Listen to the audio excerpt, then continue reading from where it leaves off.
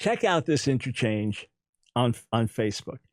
This was in response to my post about the pictographic meanings, right? That they do not exist in the Hebrew text. So a woman named Anne posts this in response.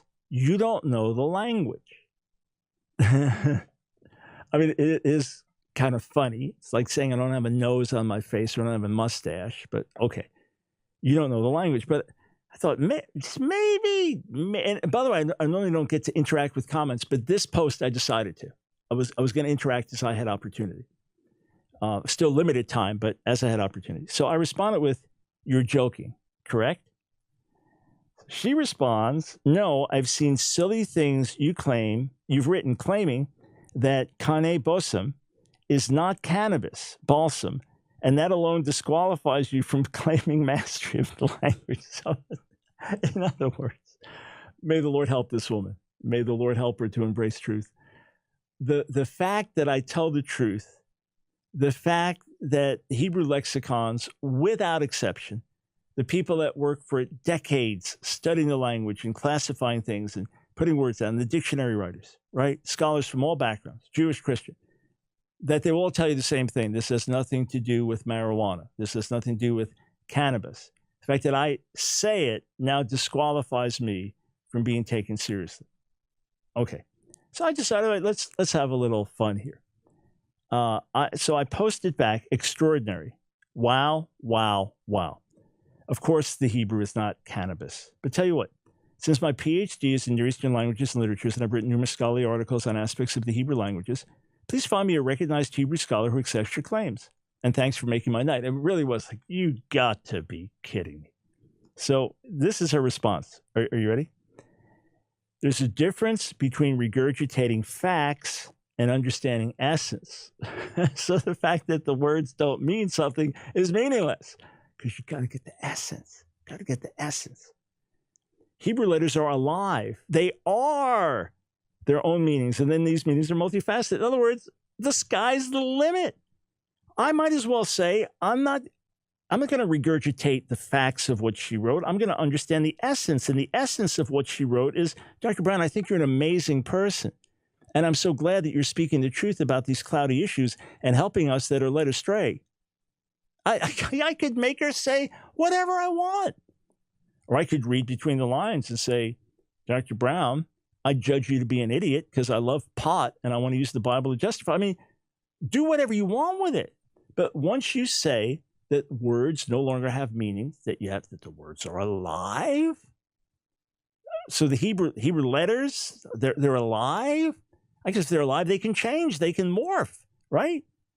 So it'd be like, I write out, hello, nice to see you on a piece of paper. And then it turns around and says, get out of my house. I hate you. Words are alive. I mean, we've got to expose this nonsense. The fact that when I address these things, we get such a flood of comments, this bizarre, this out there. And then from sincere believers who are seeking and wanting the truth, say, hey, I just want to understand the truth. Dr. Brown, be patient. I'm just trying to understand the truth. I'm trying to give it. What you have to understand is that even the discussion of it shouldn't be had. I know you may have been misled. Now we're trying to rightly lead you. But there's nothing to debate. I am breathing air right now. I am not breathing Coca-Cola. I'm sitting in a chair. I'm not flying in an airplane. That's what we're talking about, non-debatable issues when it comes to these things. So she continues, have you ever studied the Zohar? Do you realize that Adam and Eve, whose creation was described in Bereshit, chapter 2, were cannabis plants, right? Oh, God help this woman. She posted publicly, so I'm going to talk about it publicly. So did you get that? Yes, I've studied the Zohar, by the way. So Adam and Eve, this I don't know the language. See, this is the problem. I'm ignorant of the real meaning of the language. Adam and Eve were not actually people described in the book of Genesis, chapter 2, but they were actually cannabis plants. How do you have a discussion with someone who believes this when anything can mean anything? How do you have a discussion? And might I posit a guess here?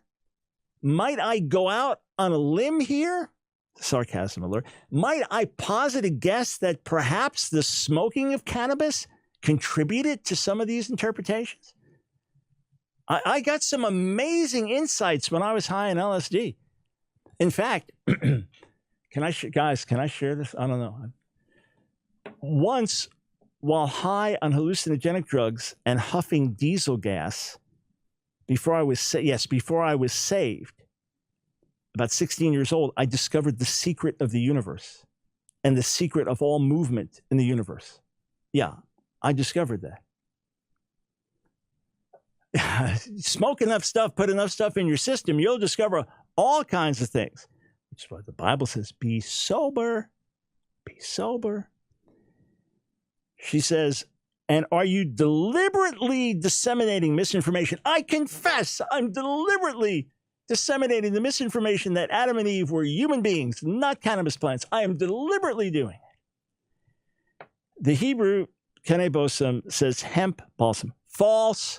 False, it does not, which we call hashish. You notice if you know Hebrew. I know it does not say that because I know Hebrew. But you chose to reveal your deceptive intent by claiming a parallel factoid like Snopes does. You have enough sense of shame to stop now. So I just posted, may the Lord be merciful to you and awaken your heart to truth, not fantasy, and then just remove the comments because that type of stuff is just not appropriate on our page. But we did take screenshots first. You say, it's just one person. First, Jesus died for everyone, meaning for one person and for everybody. It bothers me, it grieves me when one person is deceived. But that spirit of not accepting the facts and some deeper revelation. That's prevalent in the body today, especially in my charismatic circles. Wake up, friends. This stuff is dangerous.